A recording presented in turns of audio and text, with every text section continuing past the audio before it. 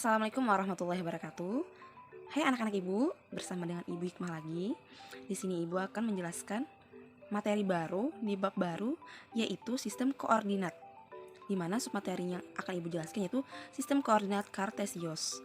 Sistem koordinat Kartesius adalah suatu sistem untuk menentukan posisi suatu titik atau benda atau unsur geometri menggunakan satu atau dua atau lebih bilangan dan memiliki acuan sumbu yang tetap. Nah, maksudnya untuk menentukan posisi, misalnya posisi A. Nah, berada di mana letaknya? Kemudian kita untuk menentukan rumah si B, misalnya rumah si B, untuk menentukan letaknya. Kemudian mengacu sumbu yang tetap. Nah, pada bidang Kartesius memiliki sumbu acuan yang tetap seperti X dan Y. Sumbu X yaitu yang membentang dari kiri ke kanan secara horizontal. Kemudian untuk Y, sumbu Y yaitu membentang dari atas ke bawah secara vertikal. Biasanya juga disebut sumbu X-nya adalah sumbu absis. Kemudian untuk sumbu Y biasanya disebut dengan ordinat. Nah, perpotongan antara X dan Y itu disebut juga dengan titik pusat atau titik awal, titik nol. Nah, apabila dari titik nol ke arah kanan X itu berarti nilainya positif. Kemudian apabila dari titik nol ke kiri itu nilainya negatif. Kemudian pada sumbu Y, arah dari titik nol ke arah atas itu nilainya positif. Kemudian dari titik nol ke bawah itu nilainya negatif. Kemudian ada yang dinamakan dengan koordinat.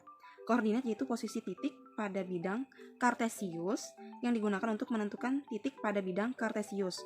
Nah, untuk penulisannya biasanya seperti ini.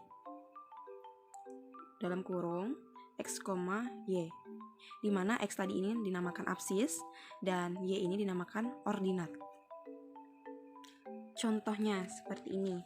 Nah, dari sini kita lihat titik koordinatnya yaitu kita kan penulisannya kan begini, X, Y. Jadi kita ambil dari X-nya dulu. X-nya berapa? Kita lihat. Kita ambil garis putus-putus. Ada 3, berarti X-nya 3. Kemudian kita tarik lagi, tarik garis putus-putus itu ada 4. Jadi Y-nya 4. Jadi titik A yaitu 3,4. Nah, pada bidang Kartesius ini terbagi menjadi 4 wilayah yang disebut dengan kuadran.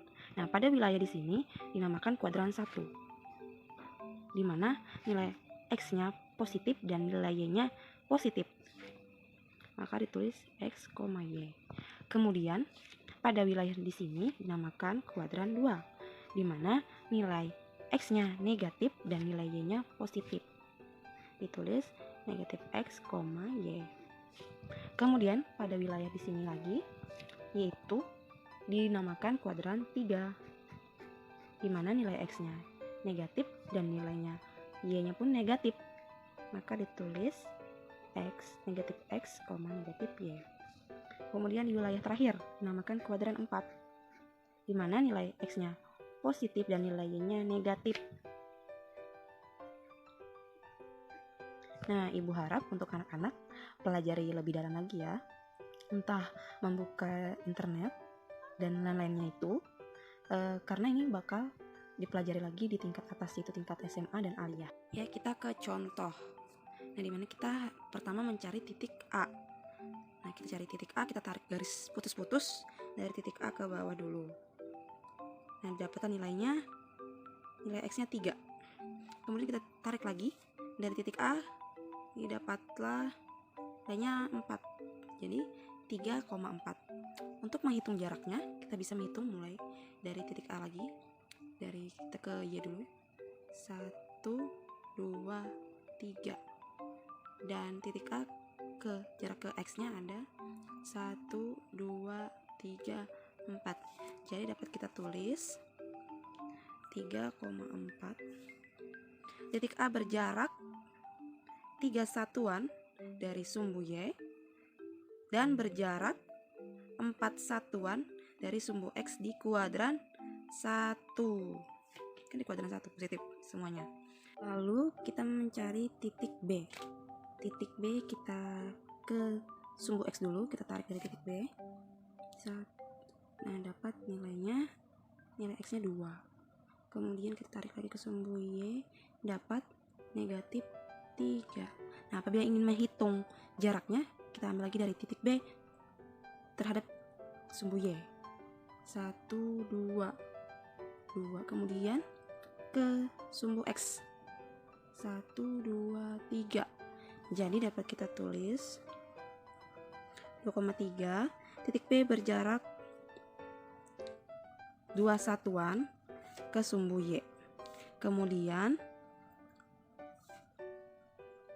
3 berjarak 3 satuan dari sumbu X di kuadran 4. Kemudian kita titik C. Kita tarik garis dulu, kita ke C dulu ya, ke X dulu. Tarik. Dapat negatif 5 X-nya. Kemudian kita tarik garis putus-putus lagi, dapat 3. Jadi koordinatnya negatif 5,3. Apabila ingin menghitung lagi jaraknya, kita ke jarak sumbu X dulu lagi. Dari titik C 1, 2, 3 ada. Jadi jarak titik C ke X itu 3 satuan. Nah, dan kita ke sumbu Y, kita hitung jaraknya dari titik C 1, 2, 3, 4, 5 ada 5 satuan. Jadi kita tulis negatif 5,3. Titik C berjarak tadi ke Y 5 satuan dari sumbu Y dan berjarak 3 satuan dari sumbu X di kuadran 2. Kemudian kita hitung lagi yang D. Kita ambil dari titik D lagi, kita ke sumbu X dulu. Nah, dapat nilainya negatif 3. Kemudian kita tarik lagi garis putus-putus, dapat negatif 3 lagi. Nah, apabila ingin menghitung jaraknya, jadi kita hitung dari titik 1, 2, 3. Jadi jarak titik D ke sumbu Y berjarak 3 satuan. Kemudian dari titik D ke sumbu X kita hitung 1, 2, 3. Nah, ternyata jarak dari titik D ke sumbu X 3 satuan juga. Jadi kita tulis negatif 3, negatif 3. Titik D berjarak 3 satuan dari sumbu X dan berjarak 3 satuan dari sumbu X di kuadran 3.